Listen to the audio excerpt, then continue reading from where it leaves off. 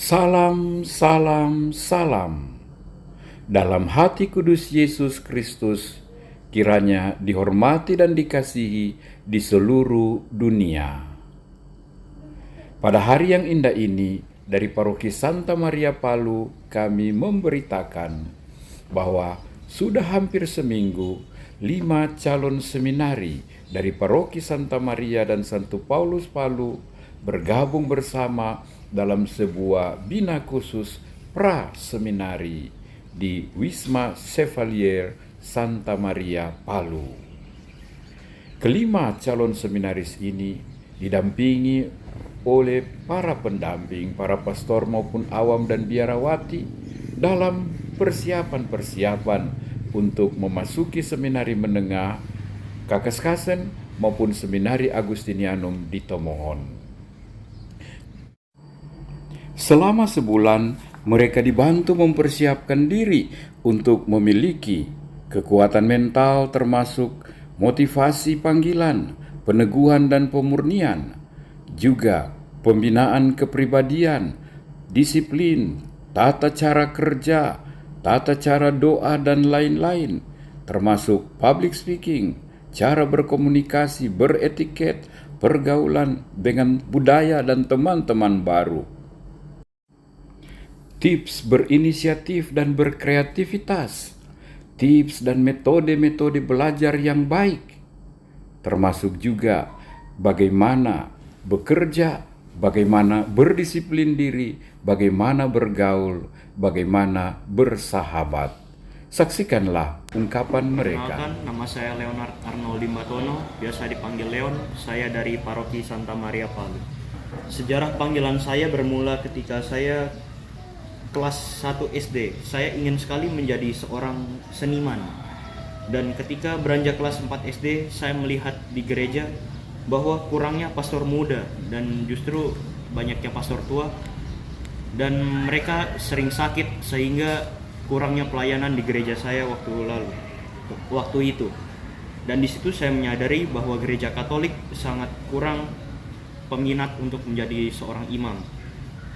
Lalu saya di situ mulai tumbuh panggilan dan ingin menjadi seorang imam untuk melayani umat-umat yang ada di paroki itu.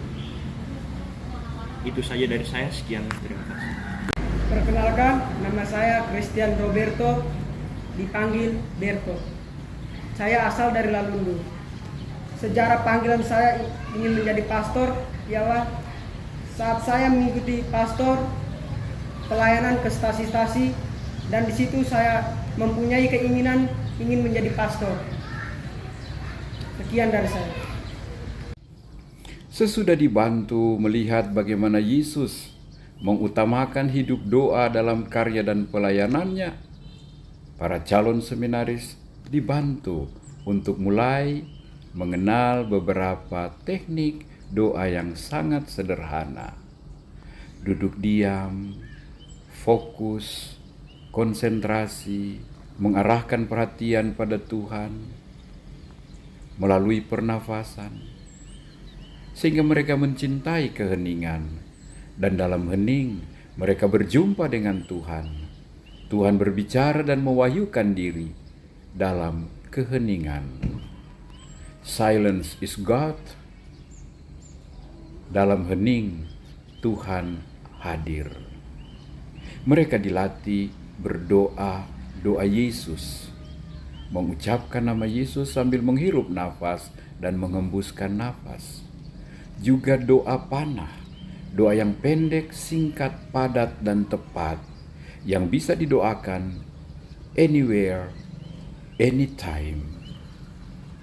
Mereka juga diajarkan bagaimana memetik sebuah kalimat kitab suci untuk dijadikan bahan doa, bahan meditasi, bahkan bahan permenungan. Dalam hening, Tuhan menyertai. Secara khusus pada hari raya atau pesta hati kudus Yesus ini, Yesus mengundang, marilah, belajarlah daripadaku. Karena itu khusus untuk hari ini, para calon seminaris diajak untuk membawa hati Yesus yang mau bertemu dan terarah pada mereka yang sakit. mengunjungi beberapa orang sakit, seperti Bapak Arnold yang berusia 82 tahun. Mereka selain menunjukkan kepedulian dan kasih serta doa, mereka juga menerima doa restu dan nasihat dari Pak Arnold, antara lain: laksanakanlah perintah Tuhan dan hindarilah larangan Tuhan. Mereka juga berkesempatan mengunjungi Bapak Jeki Umbas yang terbaring sakit di usianya yang ke-66. Selain mengikuti tata cara pelayanan Komuni Kudus, mereka juga berkesempatan menyaksikan dan ikut mendoakan pelayanan sakramen pengurapan orang sakit. Hati Tuhan terarah pada yang sakit, kecil, dan lemah. Semoga hati para calon imam juga terbentuk seturut hati kudus Yesus Tuhan kita. Oma Eli di usianya juga yang ke-82 namun tetap begitu fresh, segar. Percakapan juga sangat lancar. Sudah menanti kedatangan kami sambil duduk manis tersenyum di atas kursi. Sudah lama katanya ia tidak menerima Komuni Kudus.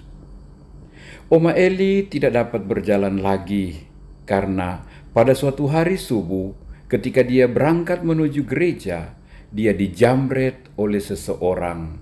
Dia terjatuh dan sejak saat itu ia tidak dapat berjalan dan menderita luka-luka di tangan dan kakinya. Para calon seminaris dan kami semua mendengarkan kesaksian Oma Eli, bagaimana ia telah memaafkan dan mengampuni orang yang membuatnya lumpuh justru ketika hendak menuju sakramen Ekaristi. Sekembalinya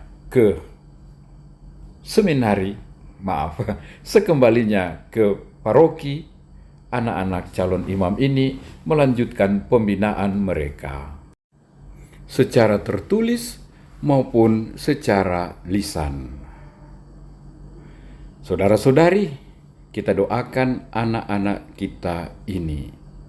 Semoga seperti hati kudus Yesus terarah kepada mereka yang susah, malang, menderita, berdosa, dan yang hilang.